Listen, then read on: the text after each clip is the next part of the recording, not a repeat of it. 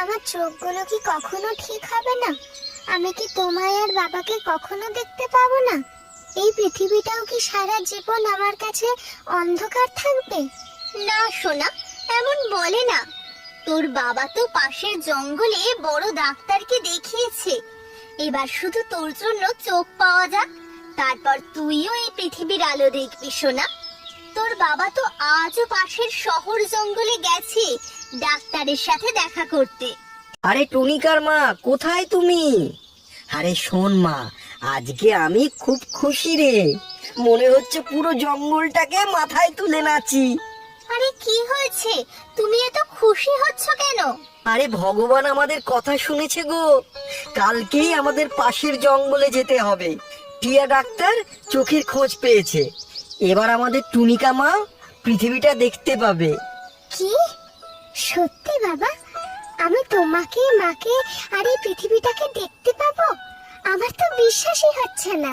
টুনিকা, তোমার চোখের অপারেশন সফল হয়েছে। ব্যাস কিছুদিনের মধ্যেই তোমার চোখের পট্টি খুলে যাবে, তখন তুমিও এই পৃথিবী দেখতে পাবে।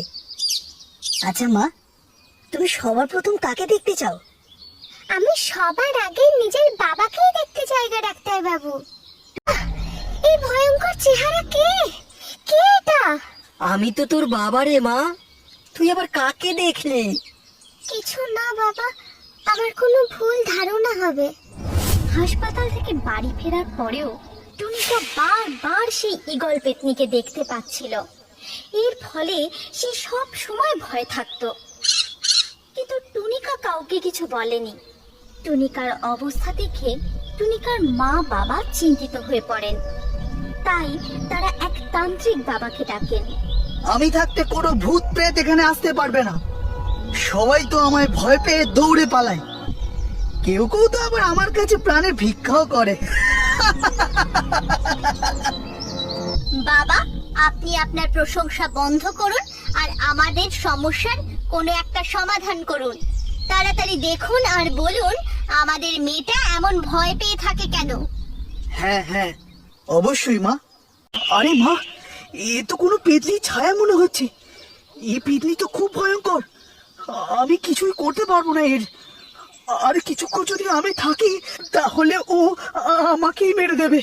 তুমি হাসপাতাল থেকে আমার পিছনে কেন পড়ে আছো? তুমি আমার থেকে কি চাও? আমি সব জায়গায় যাব। তুই আমার চোখগুলো ফেরত দিয়ে দে। তোমার চোখ? কিন্তু এই চোখগুলো তো আমায় ডাক্তারবাবু লাগিয়ে দিয়েছে। হ্যাঁ, এটা আমারই চোখ ছিল, কিন্তু আমি তো এখন নিজেই বেঁচে নেই। তুমি আমায় সাহায্য করো। আমি তোমাকে কিভাবে সাহায্য করতে পারি? আর তুমি এরকম কি করে হলে? একদিন বিকেলে বাসায় ফেরত আসার সময় দুটো গুন্ডা আমায় খুন করে দিল আর আমার মৃত ভেবে পালিয়ে গেল।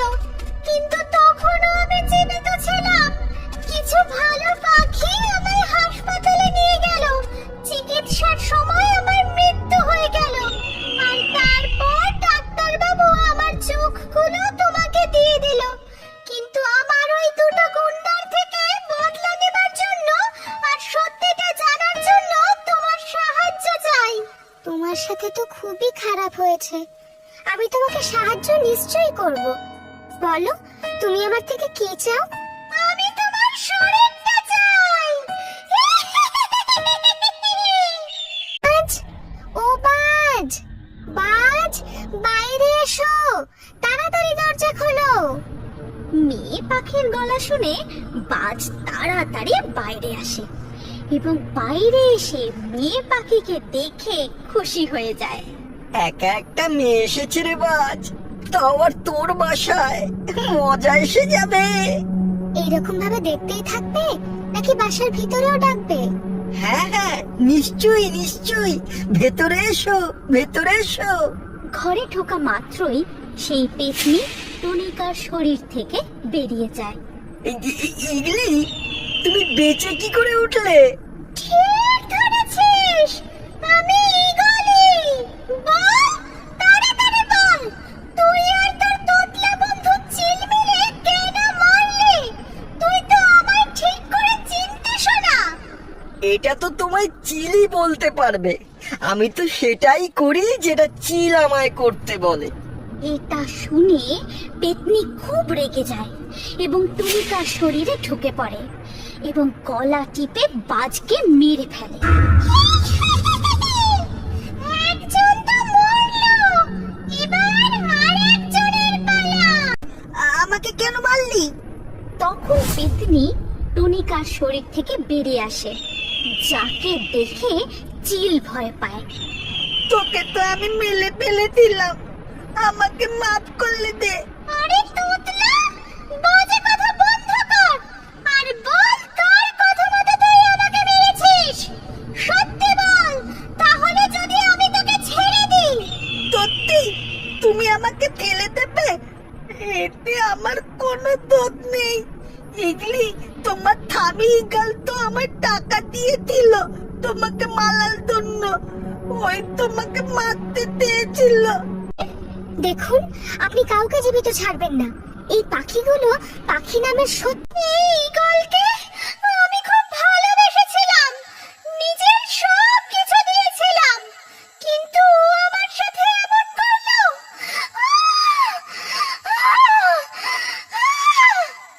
দেখুন, এই শয়তান ঈগল আপনার সাথে খুব খারাপ করেছে। আপনার খোঁজ নেওয়া উচিত, ও আপনার সাথে কেন এমন করলো, আর ওর থেকে বদলাও নেওয়া উচিত আপনার।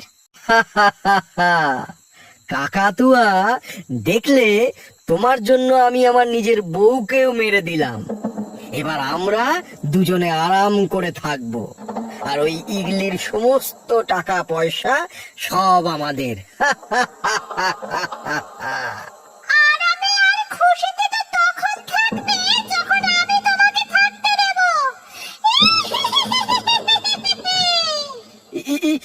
ইগলি, আমায় ক্ষমা করে দাও। আমি তো এই মেয়েটার ভুল বোঝানোতে এসে গেছিলাম। আরে আরে, তুমি তো আমার মন, আমার জান। আমি কিছু করিনি, সবকিছু ঈগলই করেছে। আমাকে যেতে দিন, যা কিছু করার এই ঈগলের সাথে করুন, আমায় ছেড়ে দিন। এখন আমি আর তোর বউ নেই, এখন আমি পেতনি।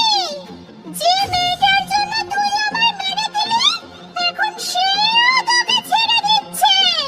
কি ক্ষমা করে দাও, আমি এরকম ভুল আর কখনো করব না। আমায় ছেড়ে দাও। সব সমস্যার মূলে তো তুই, কাকাতুয়া। তুই সব কিছু জানা সত্ত্বেও এই দুষ্টু পাখিটার সাথে ছিলিস। তুইও শাস্তি পাবি, কিন্তু ভয় পাস না, আমি তোর প্রাণ নেব না। তুই আমায় অনেক সাহায্য করেছিস। এই চোখগুলো